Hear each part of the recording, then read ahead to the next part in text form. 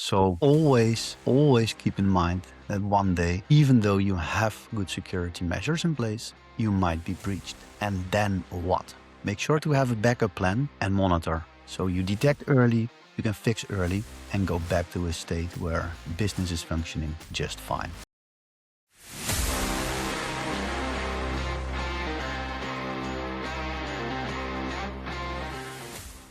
All right, today's episode is called Why SAP is Still a Goldmine for Attackers. So we figured if we're going to talk about gold mines, we should probably invite someone who's been digging in SAP systems for Joris, over 2 decades? Joris, you've been found 2 decades. You've been found or you found over 100 SAP vulnerabilities, spoken at different conferences, spent years looking over or under the hood of this business critical systems. I wouldn't call that exactly a casual hobby, to be honest with you. So before we dive into what specifically around this topic, give our listeners a bit of context. Who are you?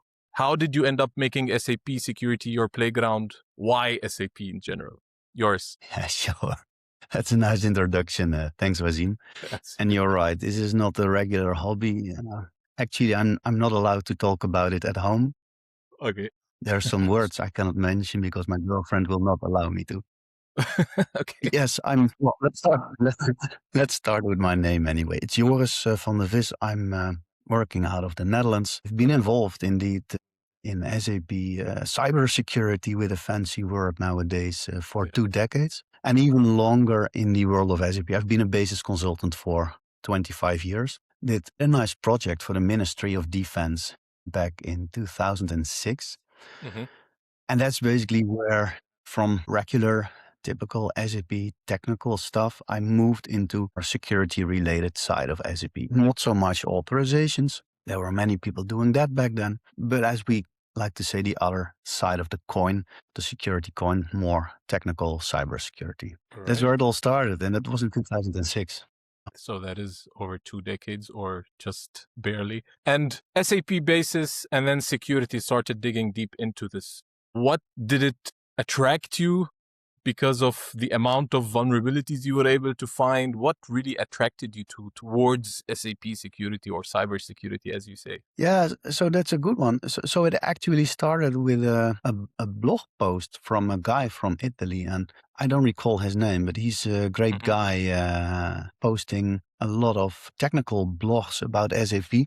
And he wrote like a blog post about how you could do operating system command injection via a vulnerable function module in SAP. It's called a th_grab. It was basically a function module that was behind SM51.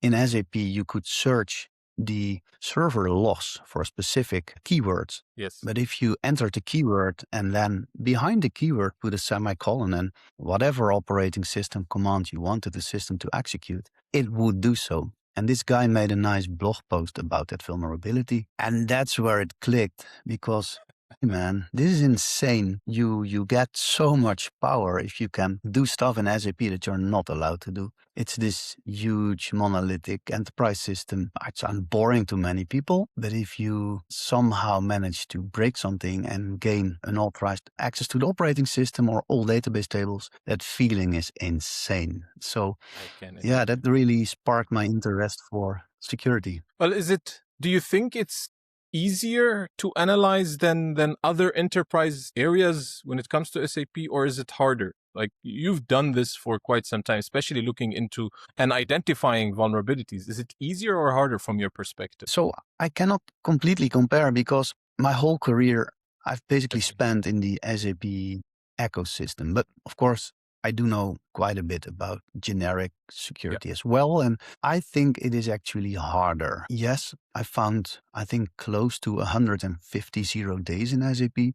By the way, all of them are responsibly disclosed to SAP and not sold for my own or anything, because the end goal, at least for me, is to make the world a bit more secure. But to answer your question, I think, yes, I think in the SAP world, things are a bit more difficult, because typically SAP has its own protocols, its own terminology. SAP has its own programming language, like ABAP. you do need to understand that to really see what's going on under the hood. So I think it's a bit more complicated because it's not a world you dive in easily. And then on top of that, you also need to have access to SAP systems to do your research. And this is sometimes kind of hard. It's not so easy to set up your own lab, especially with, enterprise software that is hard to get. You need to have licenses. Download a user that can download the software. You need hardware to set it up.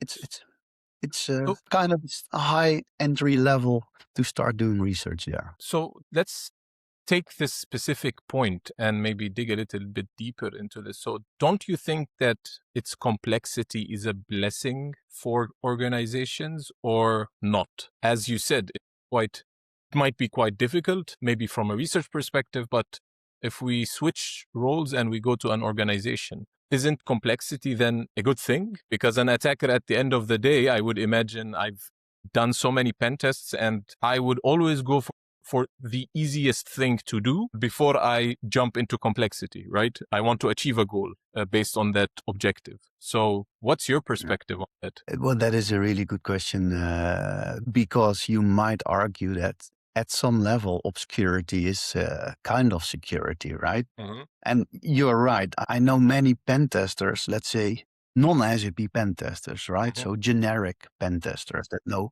everything about Active Directory or Windows servers or generic stuff. And when they come across an SAP system, quite often they're, what the hell? Yeah. I'm not going to touch that. It's business critical. I don't have a clue what's going on. None of my tools work there because it's all Japanese. I typically don't, I really don't understand. So yes, it's a different beast. And I think you're right at a certain level. The way that SAP is different might somehow be a benefit. I think for a while it used to be beneficial for customers because SAP systems were not really attacked or we didn't hear too much about it. But I think that has changed. Nowadays, there's quite a lot of open source tooling out there that is accessible for everyone.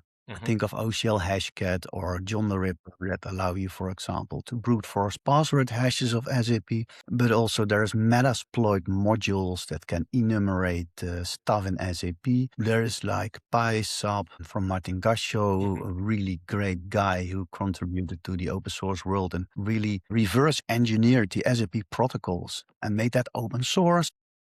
There is much more. So I think nowadays you cannot say anymore that the obscurity is actually working for SAP and customers. You really need to do something there. Absolutely. And I think this is a good point then to discuss. For instance, a lot of companies right now, well, I've seen it changed in the last year where companies are really looking into it. Not everyone, but to some extent, I would say. I don't know if you've seen the same change, but I do come across this specific question for an attacker or for an organization. What if someone compromises SAP?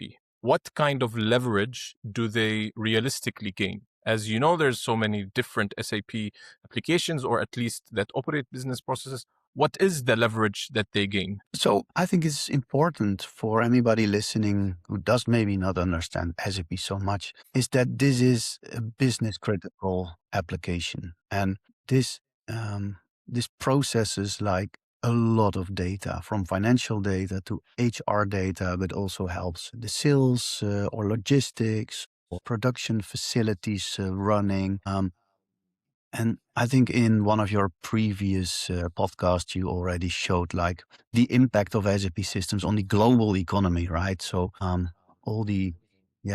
think like from the, the global top 1,000 companies, like over 90% of them, they use SAP for their day-to-day operations.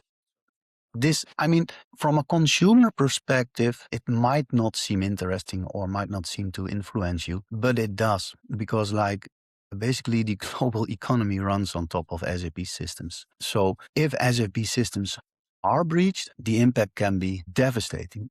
The total damage you can measure it in a certain amount of dollars per second, right? Because I've worked for large organizations. In the Netherlands, for example, there is I'm not going to name them, but there is like a large oil company that processes oil trading through their SAP systems. And on a daily basis, there's like hundreds of millions of oil trading that goes through these systems. So if those break, you have an issue directly. So I think that underlines the importance of SAP systems. I do agree. I mean, there was a statistic on the number of transactions that SAP, let's say, processes across the globe, and it was quite high as it is dominating this industry in general, but it is quite insane. Like if we also think of airlines or bookings processing, this is all coming through, to some extent, the higher percentage coming through an SAP system. Yes, as you said, I like that a consumer might not think it is so critical, but it definitely does create damage or does do damage, I would say. Sorry to interrupt, but no, go ahead.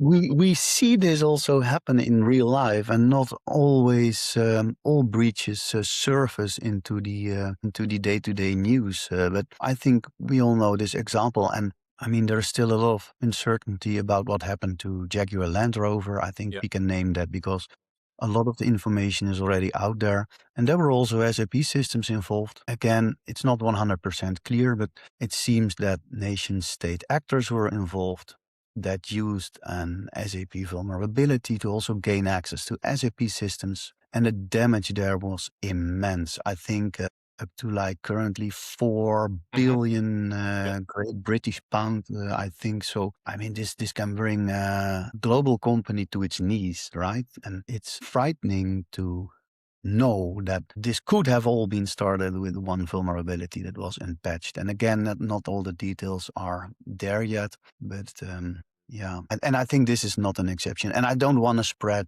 fear, uncertainty, and doubt here. But I think, especially nowadays with global economies all connected, companies all connected, everything is online, the power of AI that is there to also aid the good guys, but also the bad guys.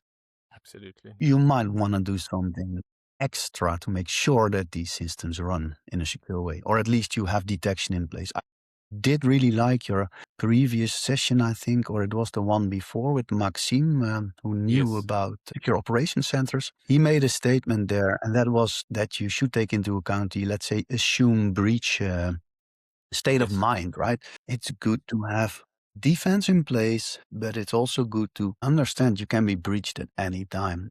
That is not so much a problem, but you need to detect it and then take fast and corrective actions to prevent further breach or damage. And I think that's important. Also in the SAP world, this is a very good state of mind. Assume breach and don't trust just on your patches and defensive mechanisms anymore. They need to be there, but you need to do something else, and that is monitoring. I do agree. Well, you touched base on specific topic, which is it might not be the case. As you said, there's still a lot of speculation on what happened with Jaguar Land Rover. You mentioned patching. It probably had something to do with patching, and this is something that's just speculation. But from your research, from your interaction with so many customers, what was a common denominator when you were looking into their SAP systems? What was the main issue? Was it patching? Was it custom code? What overprivileged users, or a combination of all of this? And of course, monitoring is a big part, as you mentioned. And I think if we dig deeper more into monitoring, it's a whole different topic. But other than the detection, because I have seen customers that do not have that visibility that is done. So this is something that we definitely want to try to tackle more. But from a different perspective, as I said, is it patching? Is it code? What do you think based on your experience that you have seen? Yeah. And the answer from my side would be actually everything you just mentioned. Okay. It's not just one thing. I wish, because if it's just one thing, it's easy to fix. No, it is. I mean, so a couple of things about that. Quite often, the strength of your security is as strong as the weakest link. Absolutely. The weakest link can be a lot of things. And in the SAP world, it's complicated. There is a lot of things you need to take into account. There's good tooling. And again, I don't want to make this a commercial episode, so I'll not go there. But I think doing checks manually in your system is not possible anymore because there is so much to check. What we saw I mean, what I saw, let's keep it personal. I've been doing SAP penetration testing for over a decade or more. Yeah. A couple of years ago, I actually made that list, what you just referred to. So what are the main findings? Back then, and let's focus on the critical findings, because you can have thousands of low or medium risk findings, but typically customers tend to focus on the high and the very high ones, the critical ones, because that's where the biggest risk is. A couple of those findings were, what we saw a lot were, for example, insecure configurations, especially for technical components. You can think of the message server access control list or the RFC gateway access control list. And this is all technical stuff, but what it boiled down to is that a lot of customers run SAP for a long time already. 10 years, 15 years, 20 years. And that when they installed SAP, the technical components were installed in an insecure by default state. So access control lists nowadays, if you install a new SAP system, it's closed and you need to open it. But back then, everything was open by default and you need to close it down. Yeah, for legacy reasons, timing reasons, capacity reasons, that just didn't happen for all these customers. So that we found a lot. RFC gateways that were open to the world or exploitable, leading to OS execution, leading to complete takeover of SAP systems. That was one thing. If you see that as a group, misconfigurations. Included in there are incorrect, insecure parameter values, definitely also a lot. In addition, yes, missing patches as well. Patching is hard. It's technically not always hard, but there's a lot of work around patching, right? You need to test. You need to find downtime, and especially in these business critical systems. Yeah, nobody wants SAP to go down, so it's hard to find the time window sometimes to do a restart. That's why it might take longer for patches to apply. That's definitely one thing. And yes, in the area of users, there's also a lot to gain. Again, for customers that run SAP already for a decade or more. And this is really common because SAP, well, they became very, very popular in the end of the 90s. So many SAP implementations were done back then under high pressure. And for example, by setting up RFC connections between systems with SAP all users, because there was a go live and we quickly needed to go live. Let's put SAP all there and it works. It's not an SAP, it's not a dialog user. So everybody was like, it's a system user. It'll be fine. And those users quite often are still there because trimming down the authorizations is hard. It might break business processes. So that's why in many cases we still found SAP all users, for example, in RFC connections, and those you can abuse quite easily. If you do a pen test and you manage to break a sandbox or a development system, from there you quite often can do lateral movement or RFC hopping as it's called in the SAP world by abusing those connections and jump, maybe not in one hop, but indirectly via 2, 3, 4, 5 hops, sandbox to dev, to another dev, to QA, to another QA, and then into production. But eventually, we quite often, actually in more than 90% of the cases, we can end up in production by just starting in a system in a really low security zone, like a sandbox or a dev system. So that's definitely also a big risk. And even in the modern world, becoming a bigger risk, because now we have much more complicated hybrid scenarios with even BTP systems connected and cloud connectors in between. And nobody has the overview anymore of what connects to what. And still, the security is as strong as the weakest link. There are just a bit more links. So yeah, it's challenging. I think for our non-Japanese audience, so SAP all is an authorization that gives a user really extensive permissions. I would say all the different permissions within an SAP system to be able to conduct different actions. So this SAP all, if you are coming from different enterprise areas, it is like a domain admin, like a root on your Linux. So just to keep that in mind of what SAP all, what Joris was just mentioning for our listeners out there, not within this Japanese world, because it is quite different. I would agree that it is quite different. Even when we're talking about protocols, it is quite different in that instance. But with these, with what I like to also, you've been in this space. I think I had Christoph, or not. I think I had Christoph on the episode, and also years of experience within SAP. I had other people who weren't in SAP, but when I have somebody like you that had years of experience in SAP, I would like always to ask, based on when you started until now, and you're still seeing, and I still see these examples like RFC connections remote function call connections that are still the same that you managed to find 20 years before. How did that maturity not evolve with the different tools that are available there, the different, let's say, open source information that is there, what SAP provides? It makes me think whether is it a tooling problem or is it a mindset problem? What is it exactly that some of these aspects you were looking into 20 years, you're still looking into right now? Yeah, I think so. Also, there you can say a couple of things. So it might seem that nothing has changed, but in fact, it did. Okay. So I think overall, let's say the awareness, at least at customers, is there in general. I mean, not everywhere, and this is geographically different, and this depends on the size and the maturity of the company. But overall, I think the awareness is better. So companies know they should do something.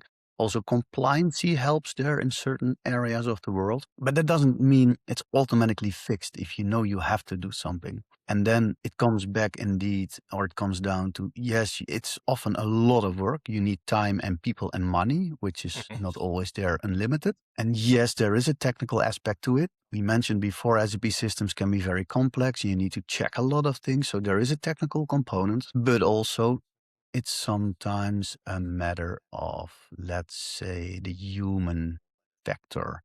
Okay. And I think that's great that's where you guys come in, right? So I'm coming more from the technical area, the tooling side and technology.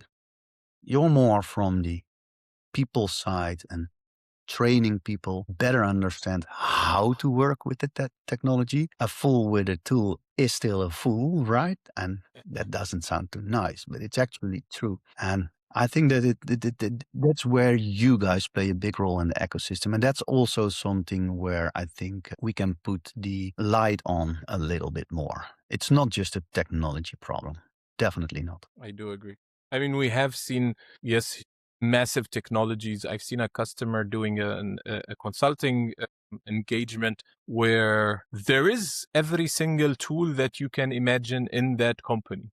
But is it effectively being used? Absolutely not. Is it covering certain areas? Sure, it's covering everywhere, but is there a person behind it that is actually properly knowing what's going on? So we see that, and I do agree on that, and that it is a mindset. I mean, everyone is trying to change that, not just in the SAP, I would say, arena. I did come out of the SAP into the SAP world, so I did see it also in cybersecurity in general. With that being said, and you touched base slightly, I heard it, compliance, and I like to ask this question. I'm not going to dig deeper into this, but I do see it. Is actually passing an audit or a compliance check enough to give organizations a false sense of security? Is it enough or is it not? No. Well, so what I see is that over the years, let's say the Big Four, because they're typically the ones assessing companies and doing these audits, is that they improved in their audits. And quite often, this is not an IT audit, right? It's a financial audit. So they just poke a bit around and they somehow need to prove, or at least have the feeling that the underlying technology is not compromised, and the numbers that they see can be somehow assumed that they are correct and not being tampered with. So again, it's not a full IT audit. Of course, they do poke around, they ask questions, they check something around processes, and they check if not everybody has SAP all, and they check for some technical configuration. So within the scope of that audit, they do their checks. This is good. They have improved, because we see that they nowadays also take into account really specific stuff like transportation management security and technical configuration, and it really has improved. But no, this is not a full guarantee that your SAP security is fine. It just gives you a bit of guidance. Yeah. I mean, shouldn't we do it? No, we should do it. These audits are fine, but it's just not, depending on the goal, what you want to achieve. I mean, compliancy is not equal to security. You can be fully compliant and still be breached the next day because the audit did not check one specific parameter or one specific patch or one specific whatever setting. So you should separate those two and really keep in mind that you should actually do both. You should be compliant, but you should also work on SAP security. Definitely. And I think you see this. Yeah, it definitely comes hand in hand. I mean, there are still audit companies, not particularly big four, that are still concentrating on identity access management and authorization stuff. So roles, segregation of duties, nothing more than that. But I definitely see an improvement in, I would say, proactive audit companies.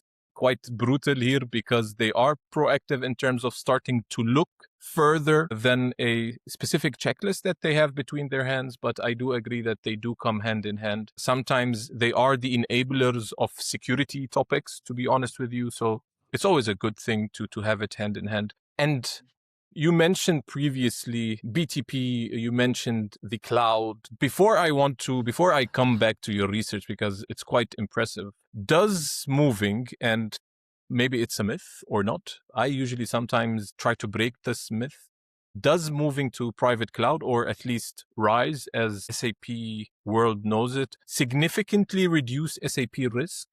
Or what's your thoughts on this? So I think we're on the same page here, Waseem. It is a myth in most cases. Okay. I mean, theoretically, it could improve security, but and again, no, this is a boring answer, but it depends.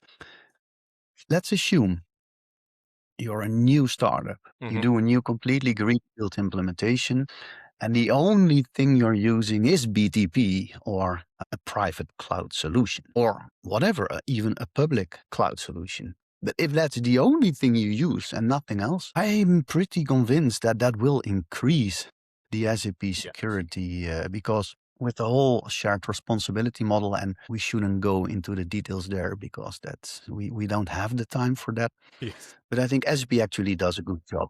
Yeah, it's a bit too much, but SAP does a good job. I think they did a good job securing their infrastructure, processes. I mean, there's a lot of complaints about SAP quite often, but I think that they do a good job there. The problem is most customers, they don't have a greenfield implementation and only use BTP or the public cloud. No, they migrate from an on-premise situation, or they had a migration in between to like infrastructure as a service, and they have maybe their landscape partially running on AWS or Google Cloud or Azure. And now, in addition, they also have instances running in BTP or private cloud or the public cloud, and connect that all together. And they are working with a hybrid landscape.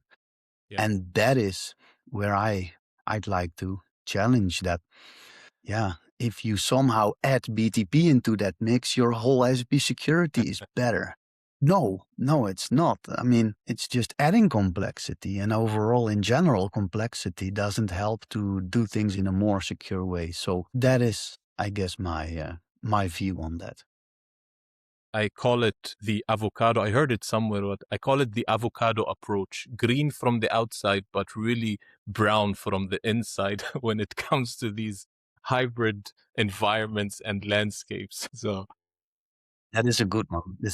Yeah. yes.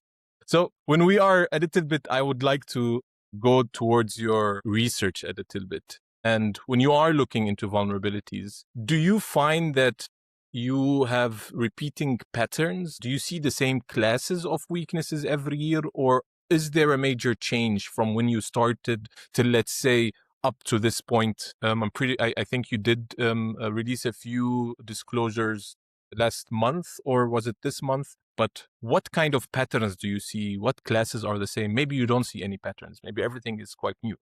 There are definitely patterns, and that is because the security world is also looking at each other. And if, for example, in the generic security world, something is found, and quite often we also try to translate that into the SAP world and then start looking for that particular class of vulnerabilities. Yeah, and in the past, I mean, and every year or 2 years or 3 years or so, there is something new that is then hot and being researched. And in the past, we have seen quite a few of those trends. Quite recently, there is a lot of synchronization or deserialization issues in Java, for example, that security researchers dive on. Yeah. We've seen quite a lot of vulnerability in that area. the CV324 of last year. And it's sad that I know this by heart, but that's assumably what was used to breach JLR is one of those vulnerabilities. One of the classes I've been looking into over the past couple of months is actually quite an old one. It's called ABAP code injection. And I started looking at that.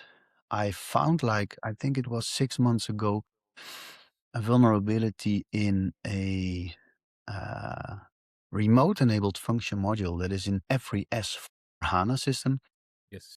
And that allowed to do ABAP code injection, basically allowing you to execute ABAP code in the system. And not everybody might know, but ABAP is a very powerful language. You can select from any table. You can create users directly in the database if you want. You can operate, you can execute operating system commands. So if you can do ABAP code injection, it's pretty much game over. This was rated by SAP as a CVSS 9.9. The only thing not being it a 10 out of 10 was that you needed a very, very low privileged user to exploit that. Okay. And that I think that CVSS was so high that I thought, let's see if there's more. And that led to, I think, 3, 4, maybe even 5 other findings over the past 3-4 months, all with a very high CVSS score. One recently patched, like I think in the January patch, Tuesday month patches, was a vulnerability in the solution manager. And that was even worse because that allowed me to inject ABAP code, but directly after that, execute the code. Oh, wow. So that was a nice combination just in one vulnerability.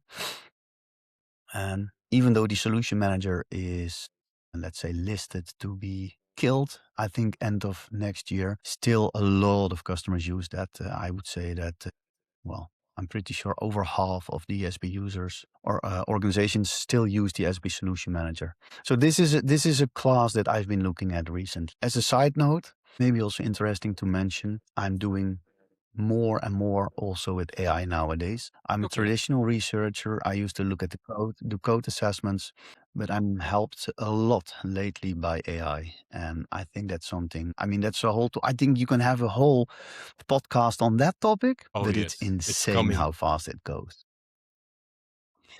I'm pretty sure.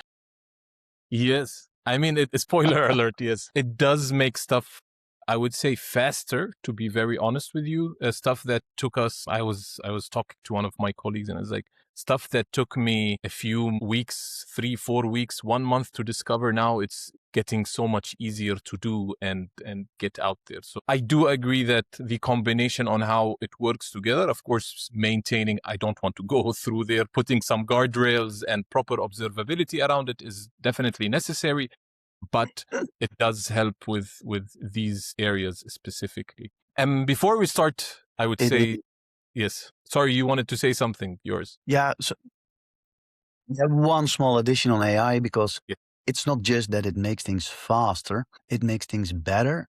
And I can do things now that I couldn't do before. Interesting. And I mean, I'm not per se the smartest guy. I'm capable of learning things, but what AI does for me is insane. I mean, it helps in reverse engineering. It does binary diffs. It decompiles code for me. It creates fuzzers on the fly that start fuzzing protocols. I mean, if you just look at it, it's like if you have an extra researcher on steroids next to you, that you just give it one word and it goes like, yeah, sure, I can do it. Bang, bang, bang. And it's insane. I mean, like 6 months ago, that person sitting next to you was like a really dumb person who could help you with only the smallest easy tasks. And suddenly in 6 months' time, this little kid grew up into a full-blown researcher that does the work way faster, better, and allows me to do things that I couldn't do before. So this is insane. Agreed. Definitely, as you said, a spoiler alert, we do have episode coming for that where we dig into this quite extensively, to be honest. But to stay with our topic, and I appreciate, of course, I think the entire SAP security appreciates all the different work that you have done there. I do want to dig deeper into what you have lately been working on. But before I do that, and if you want to discuss what you've been working on lately, if you could, for the different organizations work with, or that you work with, for any organization, to be honest, on changing right now one thing on how they approach SAP security, what would it be from your perspective? One thing. I know there's a lot, but I want one thing. One thing, sorry, because the connection dropped a bit. One thing to make. Oh, sorry. So if you could change one thing in how organizations approach SAP security, what would it be? Then I completely align with what your previous guest, Maxime, said, a mindset change. Mhm. And that means assume breach. I like So don't think that it will not happen to you. Don't think that because you spent already quite some time on, let's say, hardening your SAP systems or having a perfect SOD matrix in place, don't think that it will not happen to you. You should assume breach and act accordingly. So always keep in mind that one day, even though you have good security measures in place, you might be breached. And then what? Make sure to have a backup plan and monitor. So you detect early, you can fix early, and go back to a state where business is functioning just fine. Assume breach, people. I like that. I honestly do. And Joris, what are you working on today? I have a few insights, but I would like, for our audience that is listening right now, what is your new projects? What are you working on? Yeah, so thanks for asking. And I mean, basically everything I've been doing in my professional life for the past 20, 25 years is trying to make the world a bit more secure. That is also what I try to do from the Security Bridge Research Lab, by finding vulnerabilities and reporting them to SAP, helping our internal product team to make better software and help customers better protect themselves. That's all really rewarding. But in my free time, I have been developing lately an open source tool that is scanning SAP systems. It's a tool built on the shoulders of giants, like I mentioned before, Martin Gasho, but there's others. You can see the credits on the GitHub page. Basically what I've done, I've been combining a lot of these open source tools. There is a nice Nmap scanner that helps detect SAP services, for example. There is a lot of vulnerability scanners for specific vulnerabilities out there. There is the PySAP open source framework from Martin Gasho and others again. I just took all of that stuff and threw it all together into one big scanner. And the idea is that everybody can use that to scan their own SAP systems. Remark, you need approval quite often in many situations, so make sure you get that kit. But if you have that, you can scan your own SAP landscape, your own systems, and it's all from an authenticated perspective. So no credentials needed. You can look from the outside what your exposure is. Open ports, services behind that, SAP versions, but also vulnerabilities. Again, like the one used in JLR, supposedly that is there. But also I scan for message server vulnerabilities, RC gateway vulnerabilities, like I mentioned before. And all that stuff you can use then, again, to better protect your SAP systems. It's not perfect yet. I have been testing extensively on my own lab, but that does not include every SAP version there is. So if there's people out there who want to give it a try, please do and give me any feedback. I will improve, and I hope it's useful for the world. Because sometimes SAP can be hard to understand, overwhelming, and I hope with this scanner, people can better protect themselves. It's a tool called Sapology. It's a combination of SAP and an apology. Sorry for scanning you guys. So you can find it on GitHub. Just search definitely GitHub link Sapology. Definitely link it. Yes, I'll definitely link it in our description, so people who are listening can get a hands on it, start digging into it. But I think I could speak even more. Yours, thank you very much for joining us. It was great having you. We're definitely going to have you even one more. I know you've been with us doing these tackling SAP security, but now with the new format.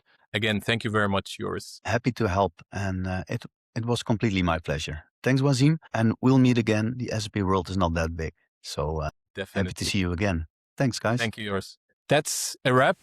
Today's episode of Tackling SAP Security Together. Thanks for joining us and being part of the community that's pushing SAP security forward in all the right ways. Stay sharp, stay curious, and keep tackling SAP security together. And by the way, if you like today's episode, don't keep it to yourself.